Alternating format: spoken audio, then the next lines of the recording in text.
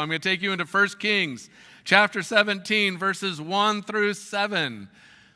1 Kings 17, 1 through 7, it says, "And Elijah the Tishbite of the inhabitants of Gilead said to Ahab, As the Lord God of Israel lives, before whom I stand, there shall not be dew nor rain these years, except at my word.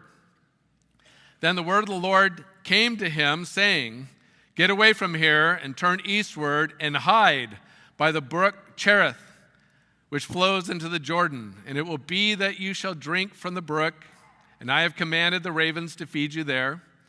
So he went and did according to the word of the Lord, and he went and stayed by the brook Cherith, which flows into the Jordan. The ravens brought him bread and meat in the morning, and bread and meat in the evening, and he drank from the brook. And it happened after a while that the brook dried up because there had been no rain in the land." So we're going to get into this passage. You can see there's a bunch of items we're going to go through as we go through the verses, but let's do some background. We have to go back to 1 Kings chapter 16, verses 30 and 31. You have to go back to these verses because it's going to set the stage for why Elijah is going to appear on the scene. And these verses say, "Now Ahab, the son of Omri, did evil in the sight of the Lord, more than all who were before him. And it came to pass, as though it had been a trivial thing for him to walk in the sins of Jeroboam, the son of Nebat, that he took as wife Jezebel, the daughter of Ethbaal, king of the Sidonians, and he went and served Baal and worshipped him." However you want to pronounce that, Baal. What's important, though, here is that verse 30 tells us he was the most evil king up to date of Israel. That's not to be taken lightly. And that he married Jezebel, and he will take on Jezebel's god. Baal is the Canaanite god of storms, rain, lightning, and fertility, and actually worship of that false god just spread through the land, spread into other areas. So now Elijah. Go back to verse 1 when it said, "Elijah the Tishbite of the inhabitants of Gilead said to Ahab, As the Lord God of Israel lives, before whom I stand, there shall not be dew nor rain these years except at my word." So Elisha has to go to King Ahab, make this statement. Basically, the living God sent me, and there will be a drought. Notice no statement of how long, other than he says years, or how to end it. Just there's going to be a drought. Now, this is our first time to meet Elijah. We don't know much about him or how God called him. Unlike Moses, we get a lot of history on Moses, right? We find out when he's born. We know how God saved him. We know how his family got involved. We know the burning bush. We know all these type of things. Samuel, he's given into the temple, and he's raised there, and he learns the Lord's voice. You get Daniel, you know that he goes into exile with everybody, and it tells us all about Daniel, that God gifted him with wisdom and understanding and dreams. You get Jeremiah, I have called you from the womb. So you get these wonderful intros to these prophetic individuals. What we do know about Elijah, though, is that he's one of the great prophets of the Old Testament, one of the two people, as you read through the scriptures, two people whom God took off the planet. He didn't die on the planet. He was taken from the planet, and he will appear at Jesus' transfiguration with Moses. So, again, it's just this interesting thing where you just all of a sudden, Elijah shows up and it tells you he's the Tishbite. Okay, good, let's move on. And he makes quite a splash. He declares that the Lord God of Israel lives. And this is translated, Yahweh God of Israel. The point that Elijah is making to King Ahab is that God is alive.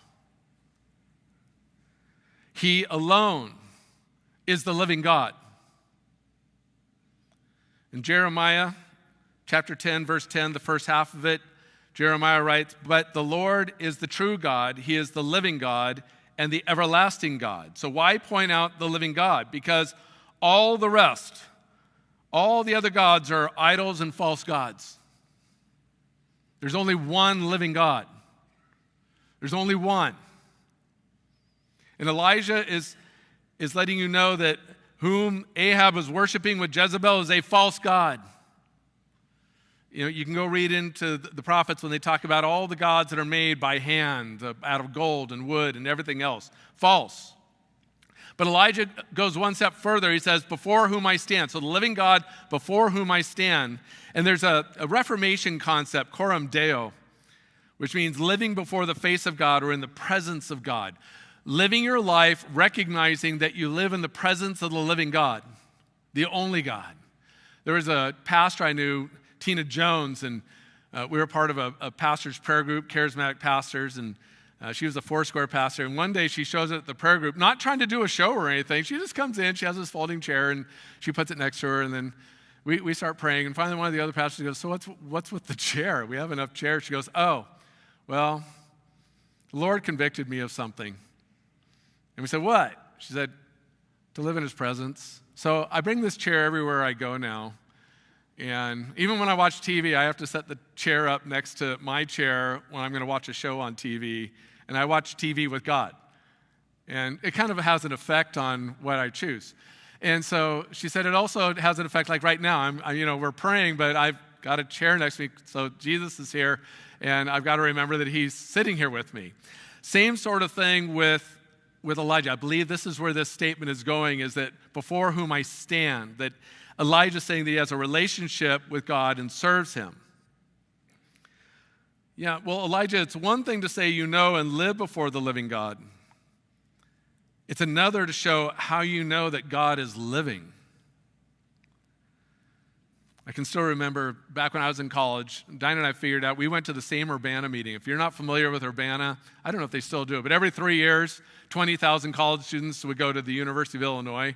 A city in and of itself as a university. It was a blast. I mean, everyone had the same feeling. You went to this missions conference with everybody else, and it was like trying to take a sip out of a fire hydrant.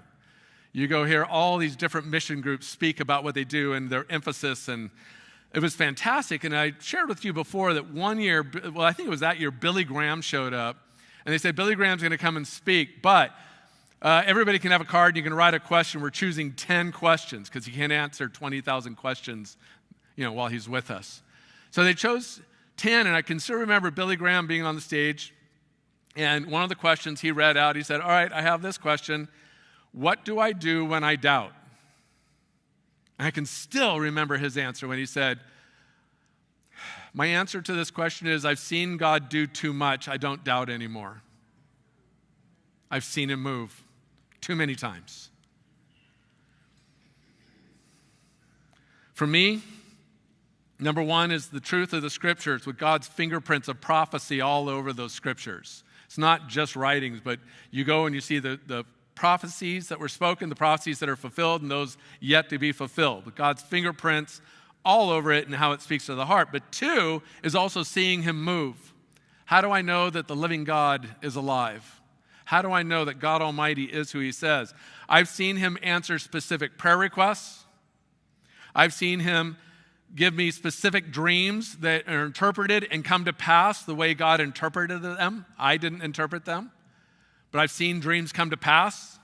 I've witnessed God heal people instantly, and also healings that took place over a little bit of time. As I've shared with you before, won't tell the story of the little 2.5, 3-year-old whose foot was crushed in a scissor lift. But within a month, the x-ray shows no breaks, no fractures, nothing, because the elders prayed over him. I've seen him do deliverance ministry. At this point in time, I don't doubt who he is. I don't sit and wonder, I wonder if God really is who God claims to be. I've seen him. I'm heading into the area where Billy Graham's was in his lifetime. I've seen him do a lot. And so for me, it's to know the living God. But back to Elijah, so you can claim you are a prophet, and you can claim you live before the face of God. Are you ready to back it up, or will God back you up? I mean, again, it's one thing for someone to claim to be a prophet. The question is, do the prophecies come to pass? Do they come true? I was listening to Jack Deere speak one time when he said, people talk about their gifting, you said if somebody claims to be a prophet, but their prophecies keep not coming to pass, it's time to tell them it's not their gifting. Let's look for something else. Let's find out how God's gifted you, but that's not it. So, how does Elijah let King Ahab know that God is the living God and that he lives before God? He prophesies to the king. No dew in the morning, no rain for years. In other words, he prophesies a drought. But why? Why would God have him prophesy a drought? Why would God have him prophesy no rain? Because a drought is a direct affront to Baal and to King Ahab. King Ahab is following this false god. This false god is supposed to be the god of the storm, the god of rain, the god of wind. And so the prophecy is there will be none. So Ahab can go and pray and dance and do whatever he wants to do. It doesn't get into it in the scriptures. But he can do whatever he wants. But God has pronounced drought. It's like the 10 plagues in the land of Egypt with Moses. Each one of those 10 plagues directly challenges or shows that God has control, not the gods of Egypt, but God himself has control over everything in Egypt, that he is sovereign. While he's the God of Israel because he chose them and because he loves them, he is God of the universe who spoke it all into existence. And he let Pharaoh know, I control everything. He let us know he controls everything. Same thing here. God is letting them know, so you want to follow that false god? He has no control of the rain. I have control of it. It's God, and so God cuts off the rain. What's interesting, though, is you get to verses 2 through 4, and it says, then the word of the Lord. So he goes before Ahab, and he's going to pronounce no rain, no dew for years, and except at my word. When I speak it, it will return. But in verses 2 through 4, it says, the word of the Lord came to him, saying, get away from here and turn eastward and hide by the brook of Cherith, which flows into the Jordan. And it will be that you shall drink from the brook. And I have commanded the ravens to feed you there. Is this an interesting statement? So you just went in, you just made this prophetic statement. You just said, I follow the living God. And then God comes to you and says, all right, time to go. And I want you to go hide. It wasn't just go to the brook and hang out there. It's I want you to go and hide. And the scriptures don't go into why God is going to say this to him. I mean, conjecture, you'd look and say, yeah, because King Ahab's going to be a little upset, maybe a little ticked off. Maybe he would want to kill this prophet. Maybe he would think, but it doesn't go into that in the passage. It's just God telling him, I want you to go hide, and I will take care of you. Sometimes God has his people take a stand. Sometimes he has them hide. It's like with Jesus. In John 8:58, which is one great verse about the divinity of Jesus Christ, when he says, most assuredly I say to you, before Abraham was, I am. Then the next verse 59 says, then they took up stones to throw at him, but Jesus hid himself and went out of the temple, going through the midst of them, and so passed by. You go, wait a minute. So it isn't that Jesus went and hid behind a post. Oops, they can't see me here. It seems that from this passage and reading what's going on is that he had seeing eyes not able to see him. There are numerous times when God either heals blind eyes and people can see, but as you know, there's other times when the prayer is, God, let seeing eyes be blind and not see. You know, like Brother Andrew, the great missionary, taking Bibles, and I believe it's to Albania, and he had his Volkswagen just packed with Bibles. He knows if they find them, he's going to get arrested, and they're going to confiscate the Bibles. What was his prayer? Lord, you've made blind eyes see, now make seeing eyes blind. And as he says, when they check the car, they can't see the Bibles, even though they're sitting right in front of them. I don't know what God showed them. Look, it's travel atlases. I don't know. But they couldn't see that they were Bibles when they look into the car. So again, God moves. And so with Jesus, yes, there's times when he will stand and he will challenge, and there's other times like this, when it says, but he hid himself, and he went out of the temple, going right through the midst of them, and so passed by them and left. You go, Jesus, you made just one of the most amazing statements in all of Scripture. Don't you want to, you're in the temple, don't you want to challenge them? Maybe say, drop the rocks. And they all drop their rocks. But instead it says he hid himself and then passed through them. I believe this passage saying God made seeing eyes blind. So he's going to tell Elijah, I want you to go out to the brook, and I'm going to take care of you. And he says, I have commanded the ravens to feed you. Does this strike you as odd? I've commanded the ravens to feed you. I mean, does it strike you as odd that he commanded the ravens? And how did he command them? Call a meeting. We're having a raven meeting. Get over here. No, it just seems that God issued a command from the throne that ravens would take care of him. And then that God used ravens, people. How many of you that strikes you off? Because in Deuteronomy chapter 14, verses 11 through 14, when it talks about clean and unclean, it says, all clean birds you may eat, but these you shall not eat. The eagle is an unclean bird. The vulture, unclean. The buzzard, unclean. The red kite, unclean. The falcon and the kite after the kind. Then it says, every raven after its kind. All right, God, what are you up to? I mean, come on, he could have sent doves or pigeons. The only thing that goes through my head, I'm reading the passage because it doesn't say. The passage doesn't tell us why he used ravens. It doesn't tell us these things. I'm thinking if it was doves or pigeons, like if it's pigeons, I'm wondering if Elijah starts thinking, I can capture one, I can clean it and eat it. He knows not to capture the ravens. But still there's that thought for someone who is a law-observing Jew. If the ravens bring things by their mouth, meat and bread is what it says. They would bring meat and bread. You start wondering, well, wait a minute, does that make the meat and bread unclean? Don't know. Evidently not. God's commanding the ravens to bring him the food. Where are they getting the food? We don't know. All we know is there's a drought in the land. So what does that mean? No more green grass, no more wheat. Everything's going to disappear. But he's still getting meat and bread. This is a form of supernatural provision. You see, there's things that can happen with God that can seem outside of what we think is right.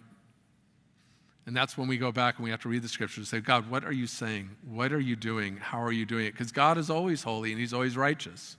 God doesn't ever do things that are wrong. But what's great about this passage that we're reading, whether it's ravens or pigeons, even though it was ravens, I mean, God could have had eagles do it. God, I don't know, if a vulture showed up with food, do you have to ask it? Where'd you get this? I mean, the bread, okay, but the meat? I mean, when I was in Alabama, I had some rednecks down there tell me a redneck joke. I don't want any rednecks in the room. I don't want to offend any rednecks. Do you have? Okay, good. So they said, here's their joke. How many rednecks does it take to eat a possum? 3. 1 to eat while 2 watch for cars. So this sermon just went way low. I don't know if it's able to be redeemed. But it was rednecks that told me that. They thought it was hilarious. I'm like, I'm not eating possum at your house. We're not going to go there. But yeah, I mean, if vultures are bringing, ravens, you kind of go, okay, it's bigger than a crow. It moves fast. It's got shiny black feather. Okay, we're good. This is supernatural provision. So Elijah is all set. As long as the brook flows and the ravens come, he can keep waiting it out, right? Because God, he told Ahab, this is going to be years. In verse 7, though, it says, and it happened after a while that the brook dried up because there had been no rain in the land. And one of the things that can happen with God is if God has you pronounce something, it doesn't mean that you're going to be untouched by it. If God pronounces something he's going to do to our country, it doesn't mean we're untouched. It doesn't mean we get to, just have a happy life while everyone else is going through hard times. Many times his people suffer along in incarnational ministry with all those who are suffering so that they can minister in those contexts and show their love. It's like, the great reformer of Scotland was George Wishart. He was basically the Martin Luther of Scotland. And at one point in time, he was preaching the gospel in Dundee, according to church history, and that the authorities came and said, you have to stop. You will stop your preaching. And he turned to them and he said, if I stop, if I leave, plague will come to Dundee, and there will be sickness. And they said, well, get out. So they forced him out of Dundee. He had gone off and he was ministering somewhere else another couple of weeks after that, and somebody came to him and they said, George Wishart, plague has broken out in Dundee. So his prophetic word, John Knox even said of Wishart that he was gifted with the spirit of prophecy and that he would say things that would soon come to pass. I mean, very specific words out of George Wishart. And when word got to George Wishart that plague had broken out, they said he immediately stopped preaching where he was, got on his horse, and rode back to Dundee to go minister to the people and treat them with love and kindness and minister to their hearts and to their bodies. This was the kind of man who would start the Reformation in Scotland. John Knox will become a disciple of George Wishart and learn from him. You know, John Knox, who started the whole Presbyterian world. But it was Wishart. And so, yes, there's times that God will let us go through the very ailments that everyone else is going through. Why? So that we can minister to them in that context. The brook is drying up. This is not a sign of God being upset. When I read this, because of what will happen next, which we'll probably get into next week, it means it's time to move on. So he's been hiding at this brook where God told him to leave here, go hide at the brook. Go hide, I'll take care of you there. There's water, and I'll have ravens. I've commanded them to bring you bread and meat. Go hide there. Then it will be time to move on, and we'll see this in the next chapter. So in application, this passage sets us up for a difficult ministry. When you're reading this section, these verses, what I hope that you're getting from this is that God's setting Elijah up for a very difficult ministry. He doesn't get to walk around and say, hey, everything's cool and God's awesome and, everybody gets everything they want. Instead, it's going to be a very difficult confrontational ministry. And there will be times when Elijah is to stand up front, and there's times when Elijah is going to have to hide, such as this. Following God comes with difficult situations, yet Elijah knows that God is with him. I stand before the living God. He's also now seen God bring the drought that he prophesied, and he's seen the ravens come and feed him, and so he knows that God's with him.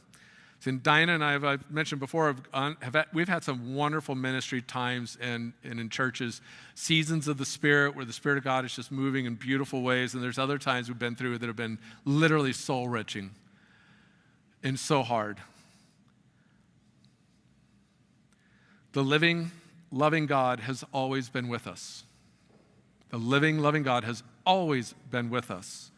He is sovereign and in control. I've shared with some of you before. I won't go through the whole thing of Hungary. Just back in 1988, you know that I went to go live with the head of the Underground Reformed Church to see how the church functions under communism. But it was on my way there. So I've shared with some of you, maybe all of you, I don't know. I mean, I knew God was with me from the very beginning of the trip, because you remember the days before TSA when everybody could, like your whole family could take you to the gate that you're going to fly out of, and it was like impossible to find a chair. And so it's true.